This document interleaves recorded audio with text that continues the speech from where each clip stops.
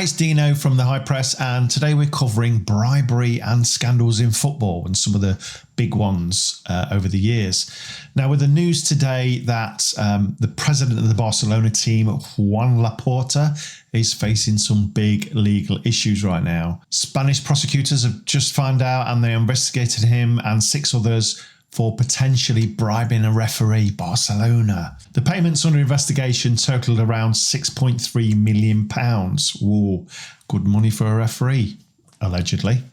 And were made by Barcelona to Jose Maria Enriquez Negreira. I was born Dean Spencer. I never had any other names. I'm a bit disappointed. Get this, these were allegedly made between 2001 and 2018, 17 years of potential corruption. The investigation is being led by Judge Joaquin Aguirre Lopez.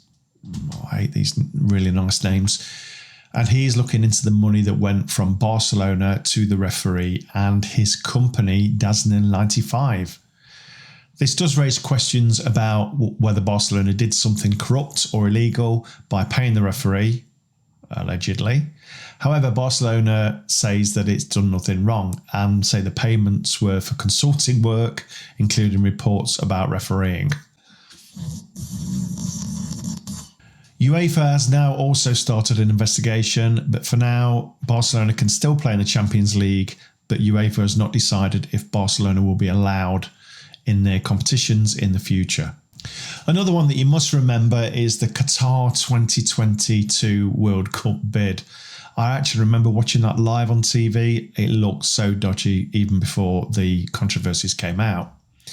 So the 2022 World Cup in Qatar has faced lots of controversy, and there's been problems with workers' rights, safety issues and other scandals, but beneath it all, the real issue was corruption. With Qatar, it was committee members doing bad things to get what they wanted, even though it hurt others. They lived in luxury whilst promising projects that never actually came about, and they made secret deals disguised as TV contracts. Importantly, there was no hard proof found that Qatar itself did anything corrupt to win the bid. Qatar said it followed the rules, and a 2-year investigation by FIFA didn't find any good evidence against Qatar. In fact, Qatar and Russia said they were victims too, and they claimed they just worked within the system that already had shady deals going on. In the end, while big names like Blatter, Platine and others faced punishment, Qatar seemed untouched. The next one is in Italy with the Calciopoli scandal in 2006. It was discovered that many of the top Italian teams had been involved in picking which referees would officiate their games. I wish we could pick our own referees in the Premier League. One of the teams punished most was Juventus, and they had won the league title in 2005 and 2006, but those titles were stripped away and they were also sent down to Serie B, a second division league in Italy. They were there for 1 season before they could return at their first attempt. Other teams like AC Milan were also involved, but they did not receive punishments as tough as Juventus. The scandal had a big impact on Italian soccer and worldwide, and since then extra steps have been taken to prevent teams from influencing referee choices for their games. The wild card in here is not a bribery, it's unfortunately the unfortunate murder of Andres Escobar.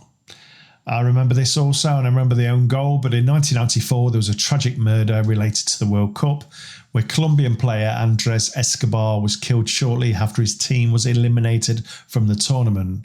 Why Escobar, you ask? Well, I'll answer.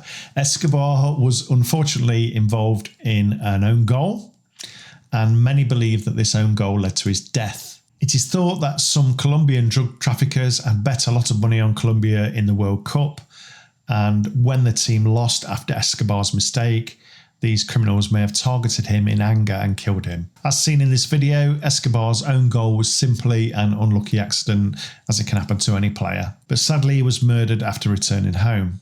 Over to France now, and in 1993 there was a major match-fixing scandal involving the French club Marseille. Some Marseille players had apparently approached players from other teams with bribes to fix matches. Arsene Wenger, who was the manager of Monaco at the time, had criticised Marseille's illegal methods after finishing behind them in both 1991 and 1992 league titles. Wenger said, We fought against people who didn't use regular methods. I'm sure we would have won more titles in normal circumstances. Later, Marseille's president Bernard Tapie was found guilty of match fixing, and Marseille was stripped of the league title and relegated, like Juventus, as a punishment. So it's not just modern day. This has been going on a while now. So over 100 years ago, there was a British footballing fixing scandal. And this was in 1915. And there were allegations that a match between Liverpool and Manchester United was fixed. The game was played on a Good Friday and ended 2-0 to Manchester United. And this victory helped United avoid relegation at the expense of Chelsea. Wow. An investigation found that the players from both teams were involved in fixing the match results. And the Football Association banned 4 Man United players and 3 Liverpool players for life for their role in the scandal. These allegations caused major embarrassment for England's 2 biggest football clubs at the time. In the end, the First Division was expanded, Chelsea were not relegated after all, but the damage to the reputations of Liverpool and Man United had already been done through the actions of their dishonest players. So you think it's big money, but this happens at lower levels too. And in 2009, a match in England's 4th Division League 2 raised concerns about match fixing. The game was between Accrington Stanley and Bury, and it was discovered that 4 Accrington Stanley players and 1 Bury player had placed bets predicting Bury would win. Under FA rules, players cannot bet on their own team. Bury did win the match 2-0, so the 5 players who bet on the outcome won their bets. However, they faced serious consequences once the bets were exposed. All 5 were banned for breaking clear rules against players gambling on matches. I'm going to end on my team, Nottingham Forest. Oof. In 1997, it emerged that Anderlecht's passage into the 1984 UEFA Cup final had involved the club's chairman paying a bribe totaling £27,000 to the referee for the semi-final against Forest. A dubious penalty was awarded for Anderlecht, whilst a Forest goal was disallowed and Forest were knocked out. More silverware. Listen, there are a stack more of these, but is bribery in football a thing of the past? Absolutely not. Corruption is around the world, from governments to football clubs, and money is the root of all evil. On that jolly note, go and watch some of my other stuff. Tactics playlist here, and Pogba's drug test fail is here. Have a lovely day, everyone. See you soon.